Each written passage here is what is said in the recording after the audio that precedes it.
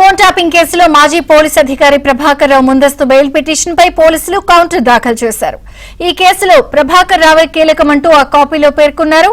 ఎస్ఐబిలో ఎస్ఓటీని ఇతడే నెలకొల్పారని, ఆయన ఆధ్వర్యంలోనే ఈ బృందం విధులు నిర్వహించిందని కౌంటర్లో పేర్కొన్నారు. ఫోన్ ట్యాపింగ్ బాధితుల్లో ప్రతిపక్షాలను, కొందరు అధికారులు, వ్యాపారులు, రియల్టర్లను బెదిరించి డబ్బు వసూలు చేసినట్టుగా కూడా ఆ కాపీలో పేర్కొన్నారు.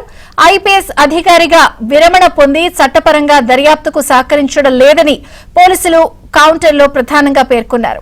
ఆయన దాఖలు చేసిన బెయిల్ పిటిషన్ కొట్టేయాలని న్యాయస్థానాన్ని కోరారు. ఈ కేసు విచారణ ఈ నెల 15కు వాయిదా పడింది.